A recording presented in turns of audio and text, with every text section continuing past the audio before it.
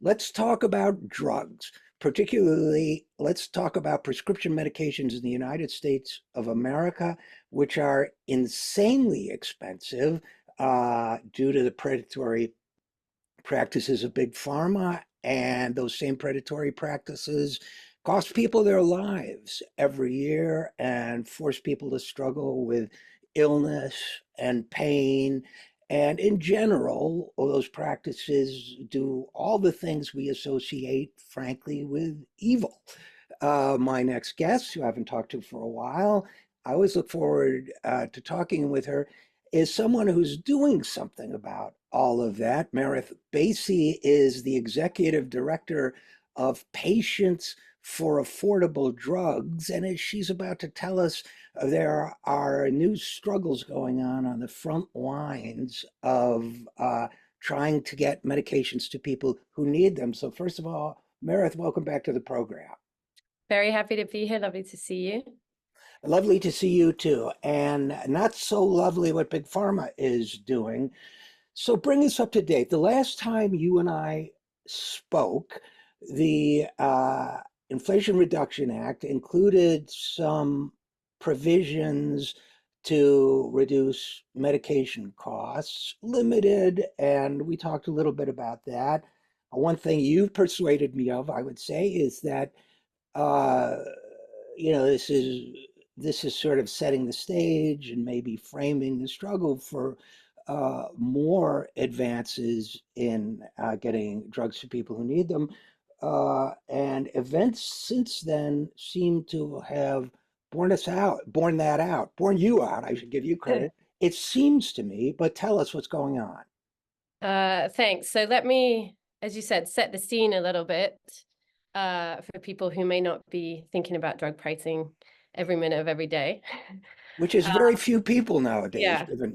yeah, except Right. for patients. I think patients are thinking about it Yeah. certainly most days, weeks, and thinking ahead. So in August of 2022, the Inflation Reduction Act was passed, and there was key provisions included in that law, which is now law, which includes something called Medicare negotiation. And these provisions were focused on drug pricing, right? But the critical piece, the biggest lever that was going to help shape and shift the drug pricing process here in the United States of America was the Medicare negotiation program. So what is Medicare negotiation? Medicare, for the first time, will be able to negotiate, to start with, the 60 most expensive drugs that Medicare pays for people on Medicare, right? How So many? Let's make sure people that hear. 60, It's 60. but Okay. starting with 10 All that right. were announced a year later in August of 2023. So that may not sound like much, but in 2022, those first 10 cost Medicare, the taxpayer, $50 billion, right? So it's it's a lot of money. Right. Um, and prior to last year in this process that is beginning, and we will be able to negotiate 60 drugs over the course of the next few years to 2029 in these increments. We will be able to negotiate lower drugs for patients. This is the key, that they're going to be these savings on some of these costly, expensive medicines that tackle diabetes, autoimmune diseases, this kind of thing. So very common diseases, and people who are prescribed these drugs are in the millions, right? So this was a huge victory for patients, including many of the patients at Patients for Affordable Drugs, organized and fought for these drug price reforms, which are celebrated. And why is it key? It's key because it takes away the monopoly power that pharma has had for the last 20 years, that has been able to dictate prices to to the government, but primarily to the American people. And so what we're going to see now is these drugs are going to be negotiated. The list prices will come down. People will pay less. They will have to be able to have these savings for them individually. So you're not having to tap into your retirement savings. Those people are worried about paying bills, etc. So this is a relief that is coming. It hasn't arrived yet. So I just want to make that really clear. We're going to see the first prices hitting the market, not in January, but in 2026. So it's beginning now. However, we knew that because pharmaceutical corporations did not want to give up even an ounce of their power, that they immediately, on the result of the passage of this law, moved to file lawsuits. So 9 pharmaceutical corporations have filed lawsuits. And let me reinstate that there was 10 drugs that are being negotiated. Those are the only 10 that have been named so far. There'll be another 15 that are named in August, September time. And they will be the next ones to be announced that will be up for negotiation. And let me be really clear, this is a negotiation process. They can voluntarily engage with the government to negotiate these prices, or they can step away and just not sell to a market of 66 million people, but that's bigger than a lot of countries. So Right. So that's what's going on right now, is that these lawsuits, and I have some updates on those.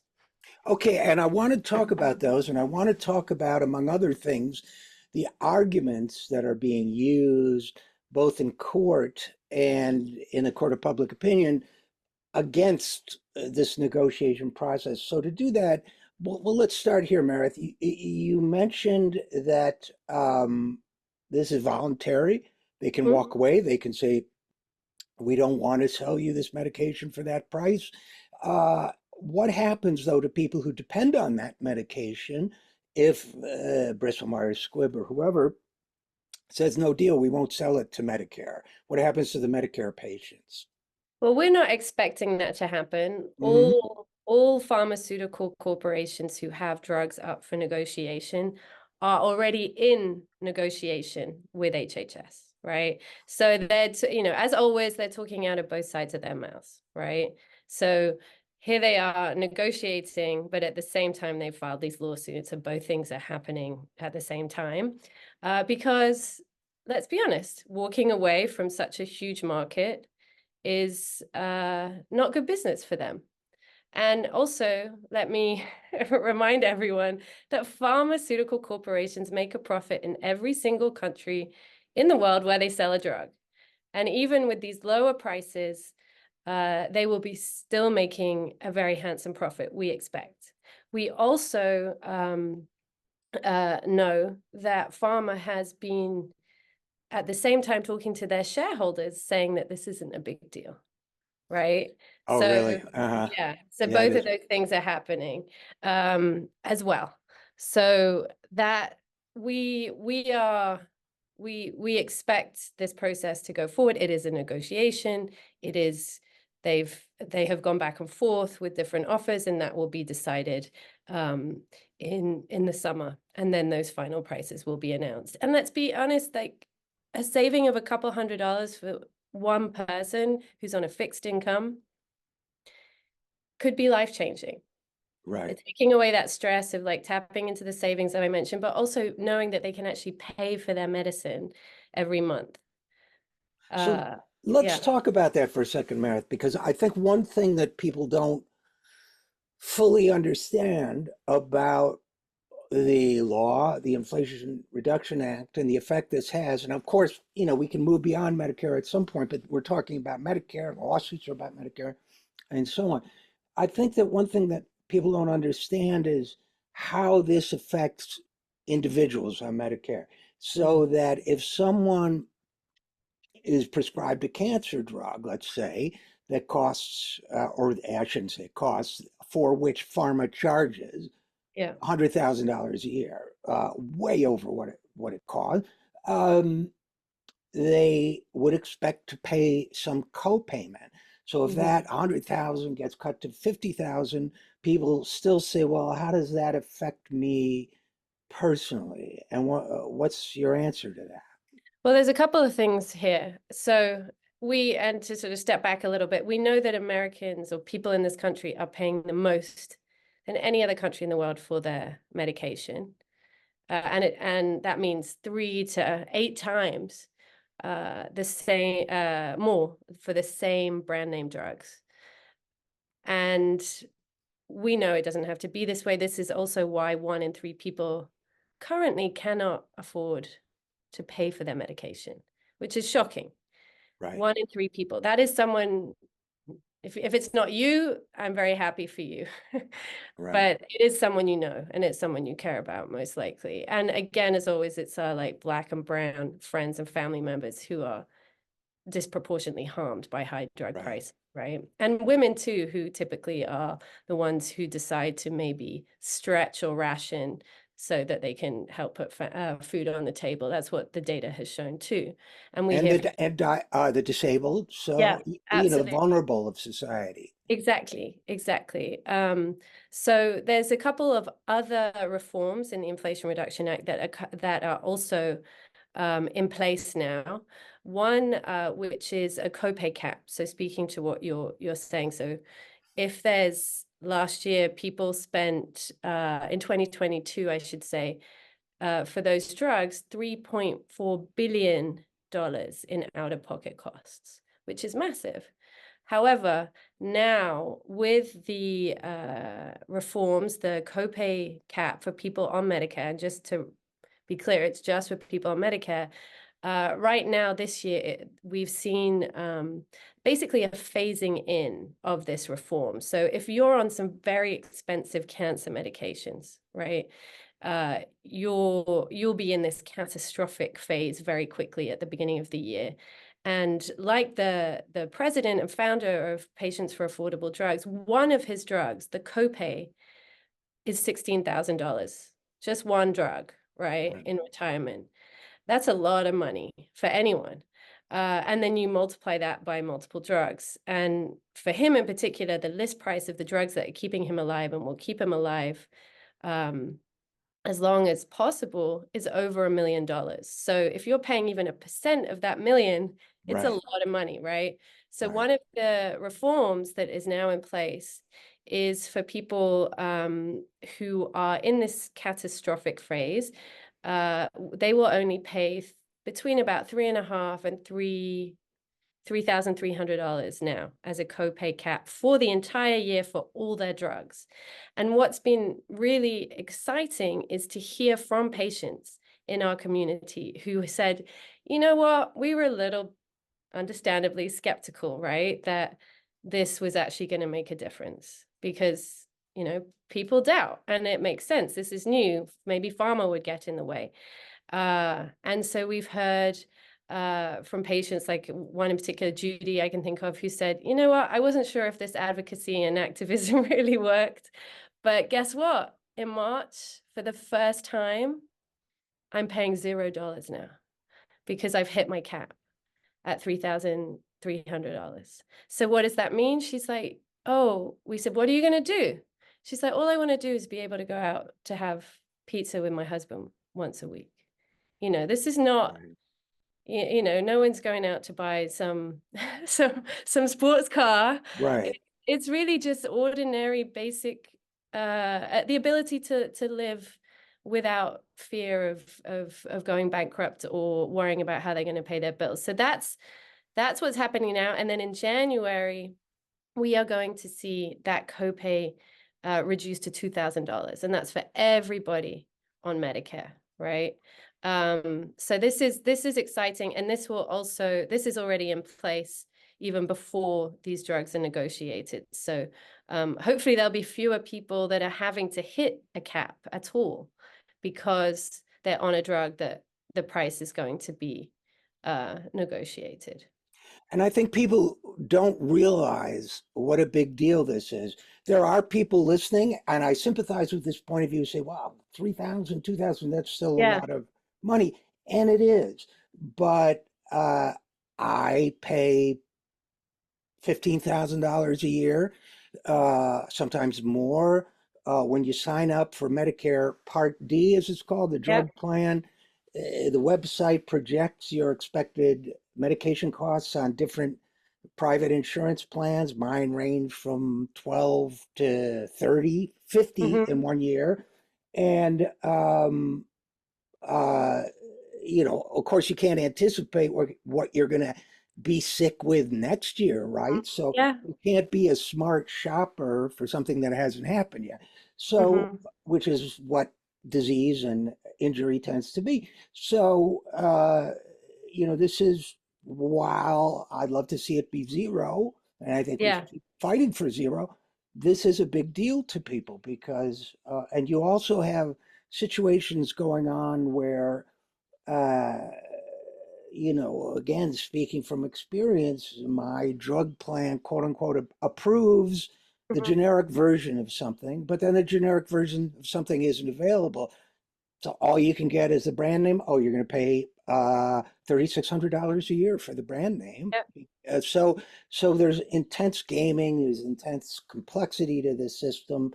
So we're seeing concrete improvements in people's lives, but let's go back to some of the arguments that are being used because, Hmm. of course, this is uh, popular all over. And big pharma, you and I know from the polling, not a popular industry.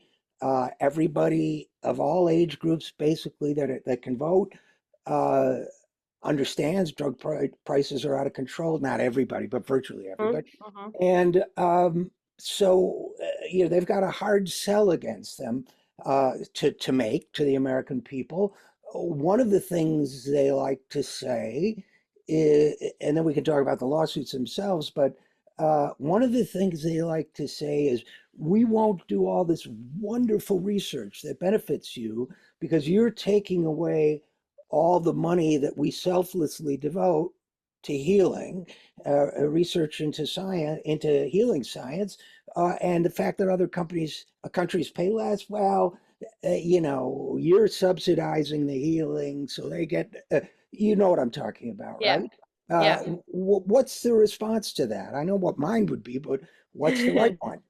Well, we know that the taxpayer, the US taxpayer, is the number one funder of biomedical research in the world, right? So the NIH, the National Institutes of Health here in Bethesda, right?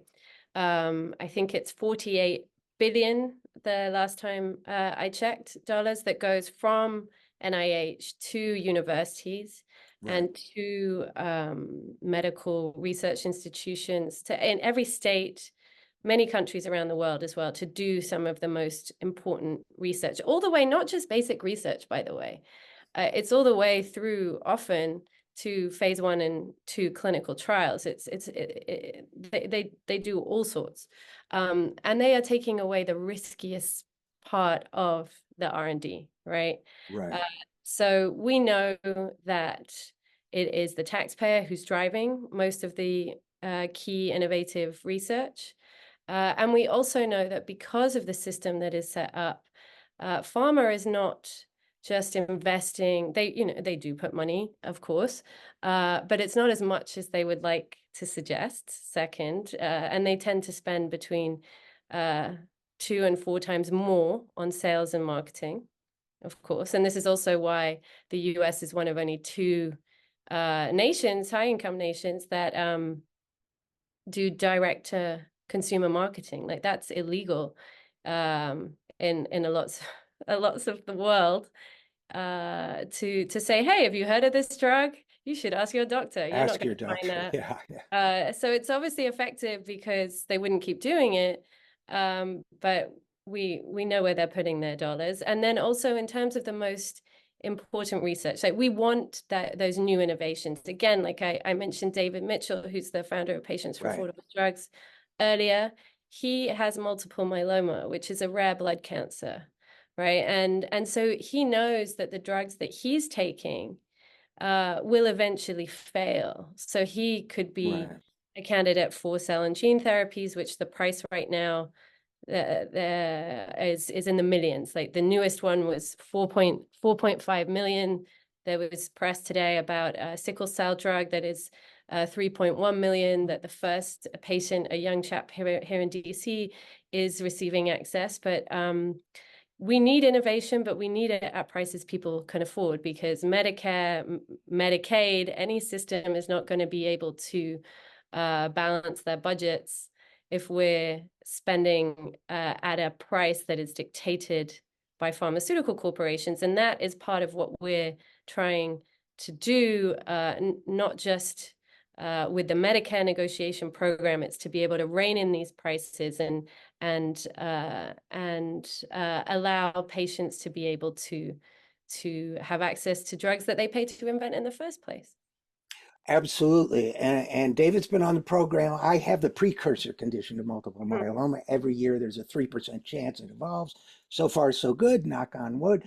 But so I follow his situation with great interest, including what he pays Yeah.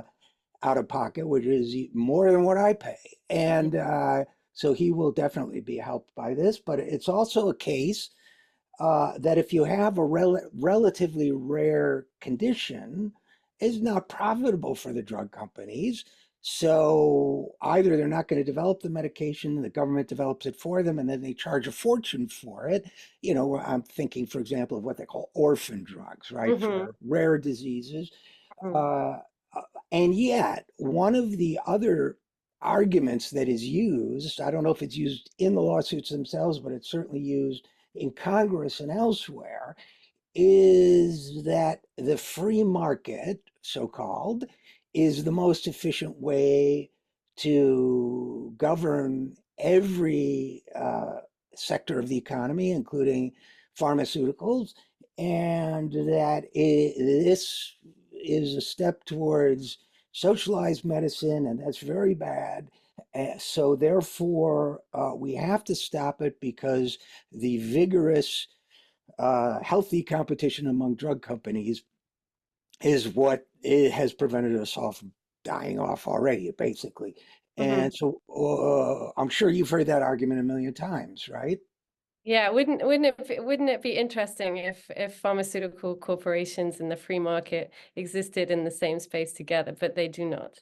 You know, Right. you can look at the classic example of Insulin. insulin, exactly. And the three pharmaceutical corporations, Novo Nordisk, Eli Lilly, Sanofi, who control 90% of the volume of insulin sales worldwide, and yet 1 in 2 people still don't have the access they need.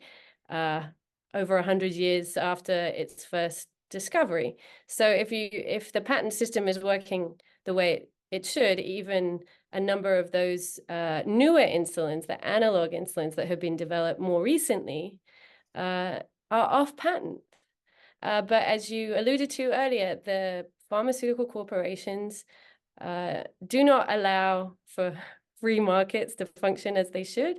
They are, in fact, moving their prices in lockstep. They are abusing the system in a number of different ways. Evergreening is one example. They have all these different patent thickets, and they do things like product hopping. So they've done this as well recently with the asthma drugs and insulin drugs. So you name it. Explain that, Merith. So evergreening. So what we do is, you know, the way it works is a drug is patented, even if we, the taxpayers, have Yeah. created it. A drug company is allowed to patent it, right? And that patent lasts for a certain length of time, and the patent expires, and at that point, people can create generic, more affordable versions. So as I and maybe I'm getting mixed up here, but as I understand it, evergreening is, well, they tweak a little bit in the formula, and then the patent extends for another cycle. Is that correct? It could be in the formula. It could be something that's not novel. So the whole idea with patents is it's supposed to be this novel innovation, right?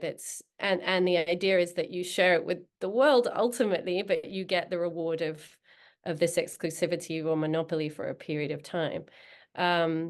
But yes, the changes could be very, it could be changing the coating on a pill, for example, Right. or the method of delivery. And then you patent that, and then you get that extension as a result. And then, or you can take off an older version from the market, so people are forced to go onto the newer one, which is more expensive. But I will say, we are also supporting, there's about 7 bills in Congress right now, bipartisan bills that all save money, that have all left committee, that tackle some of these challenges, like patent thickets, for example, product hopping, pay for delay, the fact that a pharmaceutical corporation can pay a generic competitor money to delay their entry into the market. Right. Wild.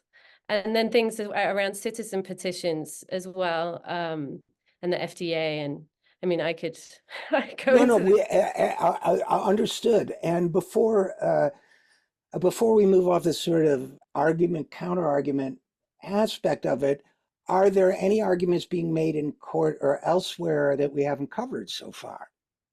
And again, I'm not a lawyer, but I think Right. the big the one that we were looking to the most, shall we say, was something called the Takings Clause, and then the First Amendment rights. This is the sort of frame that some of the corporations were using.